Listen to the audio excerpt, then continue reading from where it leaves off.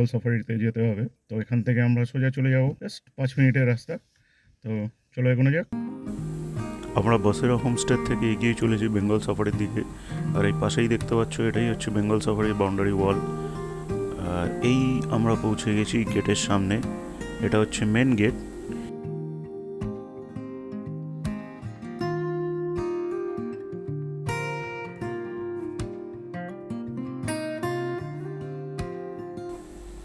এটা হচ্ছে main gate. এখান থেকে ঢুকে ডান দিকে হচ্ছে পার্কিং।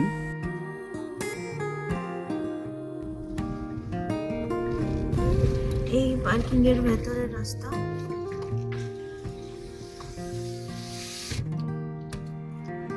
মেন গেট দিয়ে ঢুকে ভেতরে পার্কিং। এখানে টিকিট কেটে দিল 50 টাকা 4 হুইলারে।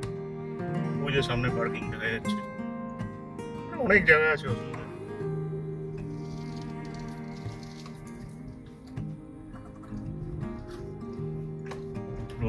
রোদ উঠেছে, সূর্যি মামা স্টার্ট দিয়েছে।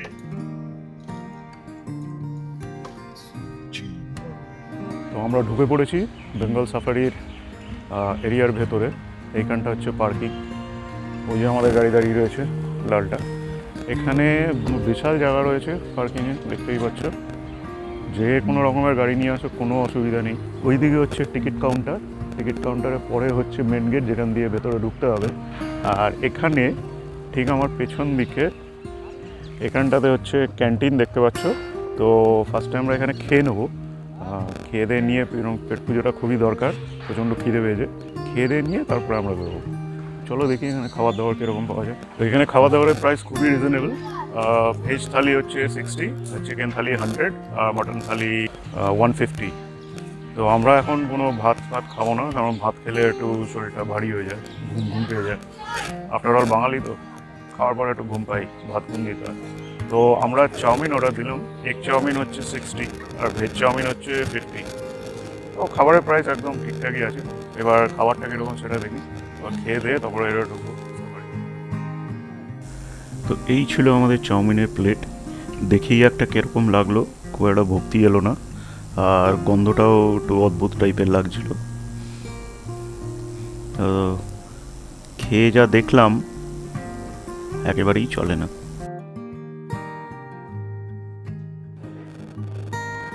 তো তোমাদের একটা ছোট্ট আপডেট দিয়ে দিই, তোমরা এখানে আসলে থালি খেতে পারো, আই থিঙ্ক সেগুলো ঠিকঠাক আছে। তবে চাউমিন যা খেলাম, দেখতে যেরকম, দেখে আমার তো একেবারেই ভক্তি হলো না খাওয়ার জন্য। তাও কোনো রকমে খেলাম। তো ভাই নমস্কার, পরে না হয় থালি ট্রাই করব, কিন্তু এখানে এটা আর খাবো না। মানে এক কথায় বলতে গেলে জঘন্য লাগছে। তো এই ক্যান্টিনের উল্টো দিকে এখান দিয়ে আমরা এগিয়ে যাবো। ওই সামনে রয়েছে গেট আর টিকিট কাউন্টার। এই হচ্ছে টিকিট কাউন্টার এদিকে, ওই হচ্ছে গেট আর তার পাশে টিকিট কাউন্টার। চলো চটপট টিকিট কেটে ঢুকে পড়ি। ও এখানে ক্লোক রুমও আছে।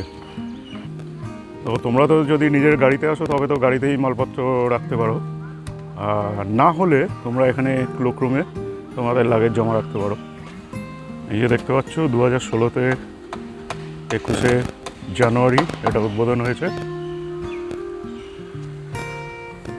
তো অ্যাকচুয়ালি এটা খুব ভালো যেটা শুনেছি এটা নন্দনকাননের থেকে ইন্সপায়ার হয়ে এটা করা হয়েছে। তো যেটাই হোক, ভালো জিনিস। এই হচ্ছে টিকিট কাউন্টার। তো এই আমাদের টিকিট নেওয়া হয়ে গেছে 400 দুজনের জন্য। সাফারি হচ্ছে টাইগার আর ডিয়ার 100 টাকা হচ্ছে এন্ট্রি ফি দুজনের। তো টোটাল 500 এন্ট্রি প্লাস সাফারি।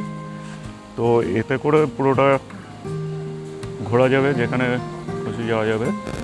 এই হচ্ছে জায়গাটা, তোমাদের একটু ওয়াইড অ্যাঙ্গেলে দেখে। এই হচ্ছে মাঝখানের লনটা, যার মাঝখানে একটা বিউটিফুল ডিজাইন করা আছে। আর এই সাইডটাতে নিউ ইয়ারে একটা বোর্ড টানানো, ওখানে একটা এলইডি স্ক্রিন রয়েছে। আর এই যে ঝর্ণাটা দেখা যাচ্ছে, ঝর্ণার শেপটা খুব ইউনিক, একটা গেটের মতো করা, সেখান থেকে জলটা বেরোচ্ছে লাইক স্টোন এজের মতো লাগছে। এই সেই স্টোন এজের স্টোন, যেখান থেকে জল বেরোচ্ছে।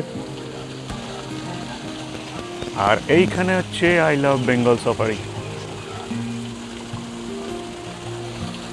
এখনও পর্যন্ত জায়গাটা খুব সুন্দর লাগছে। এবার চলো আগে দেখা যাক যে সাফারিতে কি আমরা দেখতে পাই। তো এখানে যদি তোমরা আসো আর যদি সাফারি কোনোটাই না নিতে চাও, আমরা ছোট সাফারিটা নিয়েছি, এটা 200 করে পড়ছে। আর বড় যেটা আছে 1 ঘন্টার, ওটা পড়বে 400 করে পার হেড। তো ওটাতে 1 ঘন্টা ঘোরাবে আর এটাতে 30 মিনিটস। আর যদি তোমরা এগুলো না করতে চাও, তার জন্য শুধু 50 টাকা এন্ট্রি ফি দিয়ে ঢুকে এখানে পার্ক আছে, সুন্দর জায়গা আছে, সেগুলো ঘুরতে পারো। আর চিড়িয়াখানাও আছে, সেটাও দেখতে পারো। এইখানে কিছু অ্যাক্টিভিটিস আছে যেগুলো তোমরা চাইলেই করতে পারো। এগুলোর জন্য আলাদা আলাদা করে টাকা দিতে হবে। দেখতে পাচ্ছ যেমন Burma bridge, bigfoot, artificial rock climbing, zip lining. তো এগুলো তোমাদের যেটা ইচ্ছে করতে পারো। আমাদের কোন দিকে যেতে হবে সেগুলো সব খুব ভালো করে ইনস্ট্রাকশন দেওয়া আছে। এই যে ওপরের ওটা দেখছেন, ওটাতে সবাই বসে গল্প করার বেশ ভালো একটা জায়গা। ওখানে কিন্তু একদম ধূমপান করা যাবে না, ধূমপান করলে খুব পেটাবে। আমরা এখানে লেপার্ডও দেখতে পাবো, কিন্তু আমরা সেই রাইডটা নিইনি। এখানে বাচ্চাদেরকে নিয়ে আসলেও তারা খুব ভালোভাবে এনজয় করতে পারবে। Adopt a wild child. তোমরা কেউ ইচ্ছে করলে এখান থেকে যে কাউকে অ্যাডপ্ট করে দিতে পারো। বলো তুমি কোনটা অ্যাডপ্ট করবে, বলো। কোনটা অ্যাডপ্ট করবো? আমি অ্যাডপ্ট করবো জিরাফ।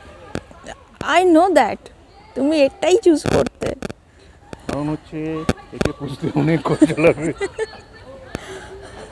আর ওই পাশেরটাকে যদি চুজ করো তুমি নিজেই ভ্যানিশ হয়ে যাবে।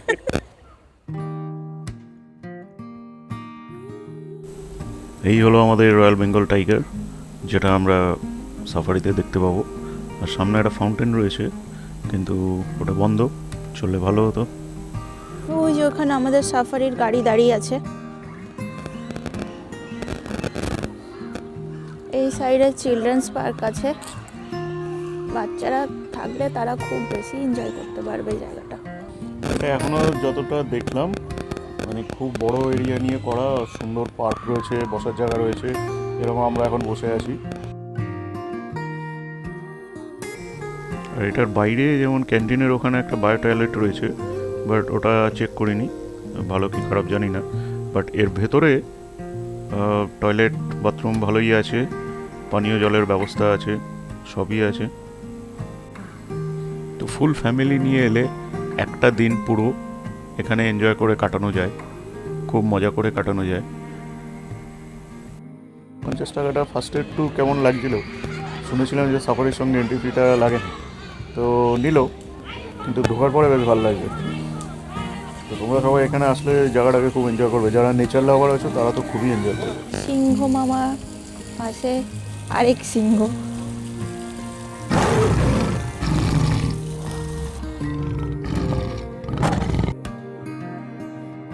ও এই সাইডের ফাউন্টেনটা এখন চালু আছে। এই হলো আমাদের সাফারির গাড়ি 0347। চলো উঠে পড়া যাক। আর we are so much excited to see the Tigers. আর তার সাথে আরও ছোটোখাটো অনেকেই আছে, চলো দেখা যাক কাদের দেখা পাওয়া যায়।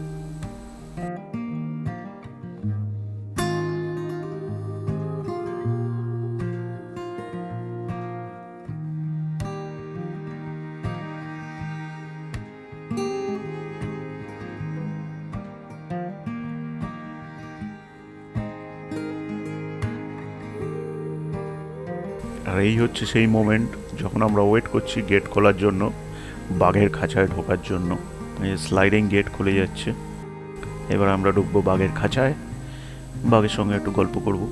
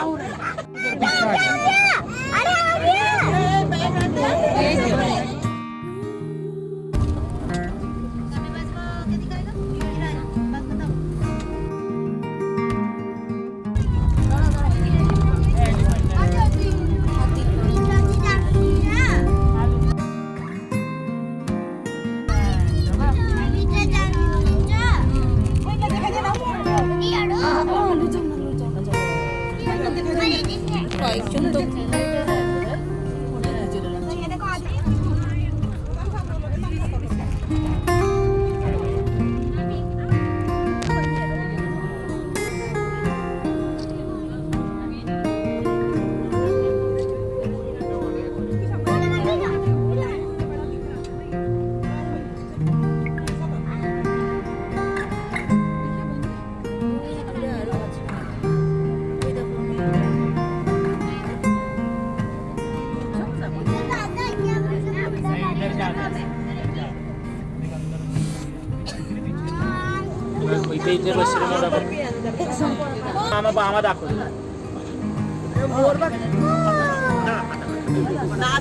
তো সাফারির শেষে আমরা এই চিড়িয়াখানার এন্ট্রির সামনেটা নেমে পড়েছিলাম।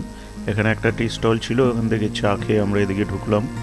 এখানে লেখা ছিল দেখেছো অ্যাডভেঞ্চার অ্যাক্টিভিটিস। তো যেই অ্যাক্টিভিটিসগুলো তোমাদের শুরুতে দেখিয়েছিলাম, wall climbing, Burma bridge and all, সেইগুলো সব এই দিকেই রয়েছে। তো অ্যাক্টিভিটিস করতে হলে তোমাদের এদিকেই যেতে হবে, আর চিড়িয়াখানা ঘুরতে হলেও তোমাদের এদিক থেকেই শুরু করতে হবে। চলো এগোনো যাক আর দেখে নিই চিড়িয়াখানায় আর কী আছে।